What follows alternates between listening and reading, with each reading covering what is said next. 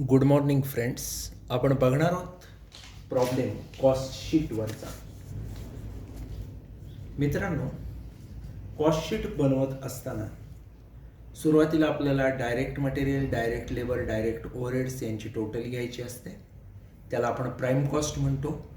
Prime कॉस्टमध्ये आपण add करतो फॅक्टरी ओव्हरहेड्स किंवा वर्क्स ओव्हरहेड्स. याच्यानंतर आपल्याला फॅक्टरी किंवा वर्क्स कॉस्ट मिळते. त्याच्यामध्ये आपण ऑफिस ॲडमिनिस्ट्रेटिव्ह ओव्हरहेड्स ॲड करतो. आपल्याला कॉस्ट ऑफ प्रोडक्शन मिळते. कॉस्ट ऑफ प्रोडक्शन मिळाल्यानंतर त्याच्यामध्ये सेलिंग अँड डिस्ट्रीब्युशन ओव्हरहेड्स आपण ॲड केले की आपल्याला टोटल कॉस्ट मिळते. त्याच्यात प्रॉफिट एलिमेंट ॲड केलं की जे मिळतं त्याला आपण सेल्स किंवा सेलिंग प्राईस असं म्हणतो. मित्रांनो, आता आपण काय करूयात, तर आता आपण प्रॉब्लेम बघूयात एक. From the books of Avadhut Enterprises the particular have been extracted for the quarter ending December 31st, 2017. Stock of material दिलेला आहे रॉ मटेरियलचा, ओपनिंग आणि closing. Purchase of raw material आहे. डायरेक्ट वेजेस आहेत, डायरेक्ट एक्सपेन्स आहेत, indirect wages आहेत, salary to administrative staff, carriage inward, carriage outward, managers salary, general charges, legal charges for criminal suit, commission on sales, fuel, electricity charges of factory, director's fees, repairs to plant and machinery, rent rate taxes factoryचे, rent rate taxes office, depreciation on plant and machinery, depreciation on furniture, salesman salary आणि audit fee असे वेगवेगळे item दिलेले आहेत.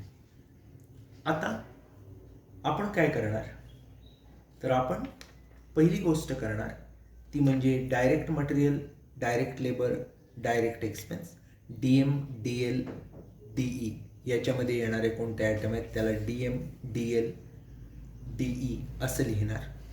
फॅक्टरीमध्ये येणाऱ्या आयटमला FE लिहिणार किंवा F नुसतं.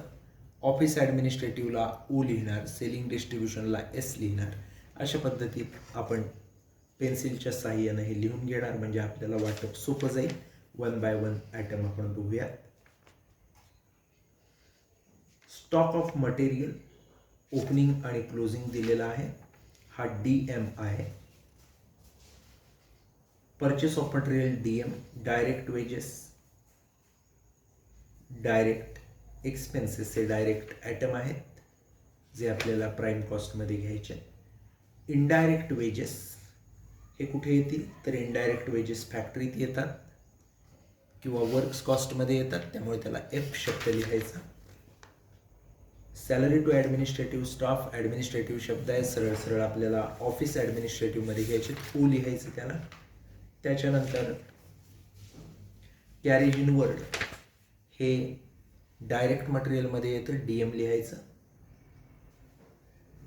कॅरेज आउटवर्ड हे येणार आहे कुठं त्याचा आपल्याला शोध घ्यायचा आहे. कॅरेज आउटवर्ड हे सेल्स रिलेटेड असतं, त्यामुळं SD लिहायचं त्याला, सेलिंग डिस्ट्रीब्युशनमध्ये. मॅनेजर्स सॅलरी, आता मॅनेजर्स सॅलरी हा काय प्रकार आहे, तर ॲडजस्टमेंट खाली दिलेली आहे. Managers time is share factory and office 2080. जी मॅनेजर्स सॅलरी आहे त्यातली 20% घ्यायची आहे फॅक्टरीला आणि 80% घ्यायची आहे ऑफिसला, ती त्यावेळी आपण घेऊ, मार्क करून ठेवा. जनरल चार्जेस आपल्याला दिलेले आहेत, हे जनरल चार्जेस U लिहा, ऑफिस ॲडमिनिस्ट्रेशनमध्ये येतील. लीगल चार्जेस फॉर क्रिमिनल सूट हे दिलेले आहेत, हे ॲबनॉर्मल आहेत त्यामुळे येणार नाहीत, त्याला मार्क करून ठेवा. Commission on sales SD, selling distribution. Fuel दिलेलं आहे, फ्युएल हे फॅक्टरी रिलेटेड आहे, F लिहा तिथं. इलेक्ट्रिसिटी चार्जेस कौसात फॅक्टरी दिले आहे त्यामुळे सरळ सरळ फॅक्टरीला घ्यायचे. डायरेक्टर्स फीज या दिलेल्या आहेत, त्या येतील ऑफिसमध्ये U लिहा. Repairs to plant and machinery हा जो आयटम आहे तो फॅक्टरीशी related F. Rent rate taxes factory दिले आहे ते फॅक्टरीला, ऑफिस दिले आहे ते ऑफिसला. Depreciation on plant and machinery फॅक्टरीलाही एफ लिहायचं तिथं. डिप्रिसिएशन ऑन फर्निचर हे ऑफिस रिलेटेड आहे, ओ लिहायचं. सेल्समन सॅलरीज या सेलिंग डिस्ट्रीब्युशनला येतील, एस डी लिहायचं. तर अशा पद्धतीने या काही गोष्टी घेतलेल्या आहेत. ॲडजस्टमेंटमध्ये जर आपण बघितलं तर एक ॲडजस्टमेंट आहे कॅरेज आउटवर्डवर. काय आहे ते आपण त्यावेळी बघू. तुम्ही कॅरेज आउटवर्डला मार्क करून ठेवायला विसरायचं नाही. सुरू करूया आपण.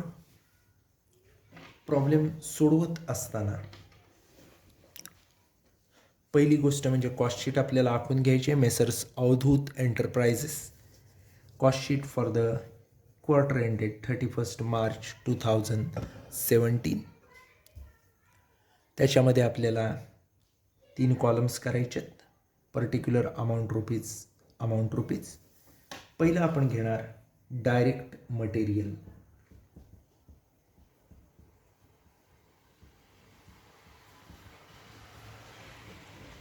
डायरेक्ट मटेरियल्स घेत असताना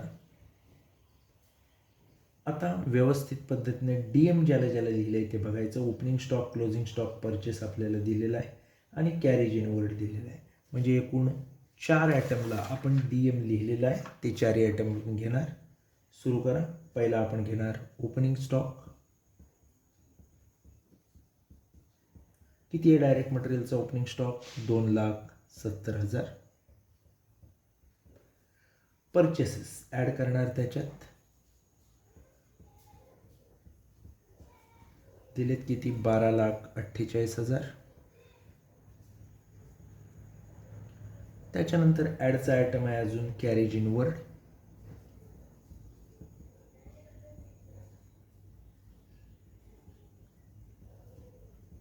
ते दिलेत आपल्याला 48,000. टोटल जर आपण घेतली तिघांची तर येईल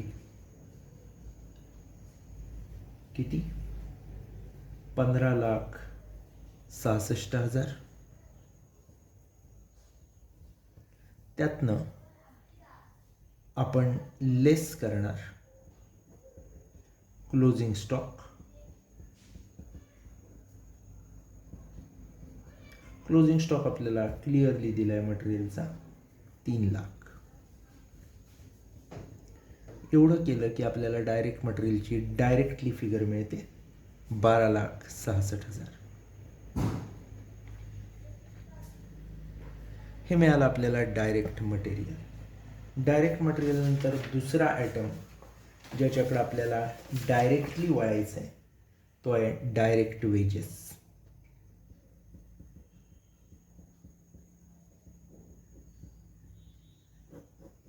डायरेक्ट वेजेस आपल्याला फिगर दिले 3,57,600. डायरेक्ट मटेरियल झालं, डायरेक्ट लेबर किंवा वेजेस झाले. आता आपण वळणार डायरेक्ट एक्सपेन्सेसकडे.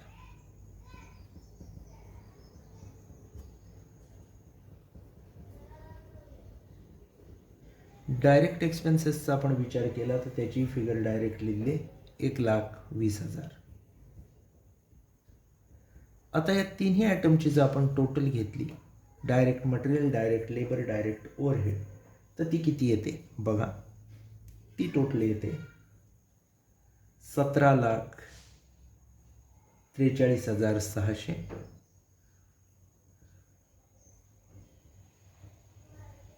ही जी आलेली त्यालाच आपण म्हणतो प्राईम कॉस्ट. तर अशा पद्धतीने आपण प्राईम कॉस्ट कॅल्क्युलेट केली. काय केलं बघा, डायरेक्ट मटेरियल घेतलं ज्याच्यामध्ये opening stock, purchases, carriage inward add केले, क्लोजिंग स्टॉक मायनस केला, ते आलं 13,66,000. त्याच्यानंतर डायरेक्ट वेजेस आणि डायरेक्ट एक्सपेन्सची डायरेक्टली फिगर घेतली. अशा पद्धतीने या तिघांची direct material, direct labour, direct ओव्हरहेडची टोटल केली. ती आली आपली प्राईम कॉस्ट 17,43,600. त्याच्यामध्ये आता आपल्याला ॲड करायचे असतात फॅक्टरी किंवा वर्क्स ओव्हरहेड्स.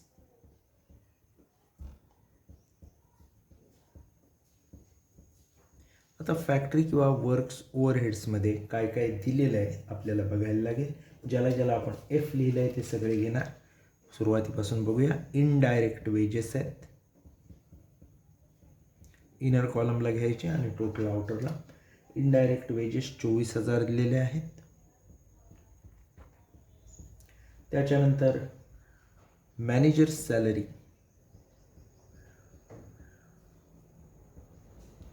मॅनेजर्स सॅलरीवर ॲडजस्टमेंट आहे. 20% आपल्याला फॅक्टरीला घ्यायचे. एकूण मॅनेजर्स सॅलरी जर आपण बघितली प्रॉब्लेममध्ये तर आपल्याला क्लिअरली दिसत आहे की मॅनेजरची जी सॅलरी आहे ती 72,000 दिलेली आहे. त्याच्या 20% 72,000 गुणिले 20/100 आपण कॅल्क्युलेट केलं तर आपल्याला किती मिळतात? 14,400. तेवढीच आपण इथे घेणार आहोत. त्याच्यानंतर फ्युएल सांगितलं आहे. फ्युएल जर आपण बघितलं तर 96,000 आहे. इलेक्ट्रिसिटी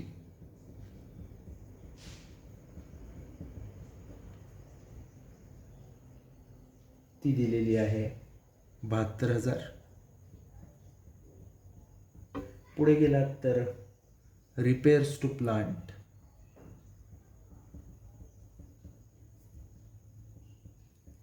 हे दिलेले आहेत 63,000. Factory rent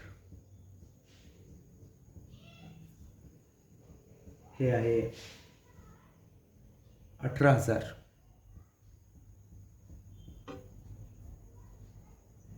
depreciation on plant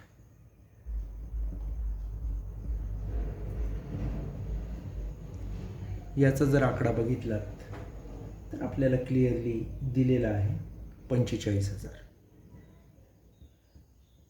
एकूण आपण जर बघितलं तर 1 2 3 4 5 6 7 ॲटम ज्याला आपण एफ लिहिलं होतं ते इथे घेतले. त्याची जर टोटल घेतली तर ती येईल 3,32,400. 3,32,400. प्राईम कॉस्ट आपली आली होती 17,43,600. त्यात हे 3,32,400 आपण ॲड केले की मिळतील आपल्याला 20,76,000.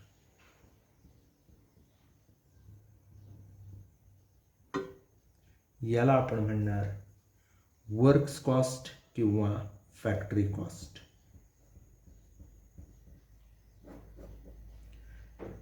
या कॉस्टमध्ये आपल्याला ॲड करावे लागतात office and administrative overheads. Office and administrative overheads. आता ऑफिस अँड ॲडमिनिस्ट्रेटिव्ह ओव्हरहेड्स कोणते कोणते आहेत तर ओ शब्द त्याला आपण वापरलेला आहे आणि जवळजवळ 1 2 3 4 5 6 आणि 7 ॲटमला आपण ओ दिला आहे. ते ॲटम इथं घ्यायला लागतील 1 बाय 1. पहिली घेऊया सॅलरीज टू ॲडमिनिस्ट्रेटिव्ह स्टाफ.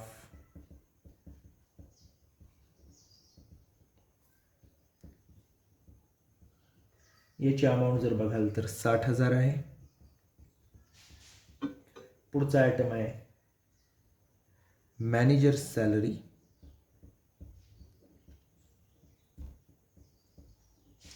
%20 आपण फॅक्टरीला घेतले. इथं आपल्याला 72,000 जे आहेत त्याच्या 80% घ्यायचं आहे. तशी ॲडजस्टमेंट आपल्याला दिलेली आहे.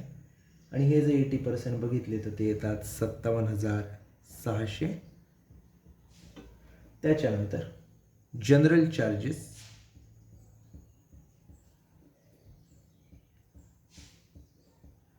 जनरल चार्जेस जर आपण बघितले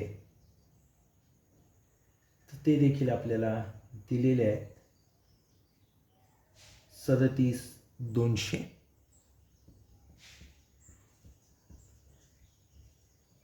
पुढचा आयटम बघा डायरेक्टर्स फीज.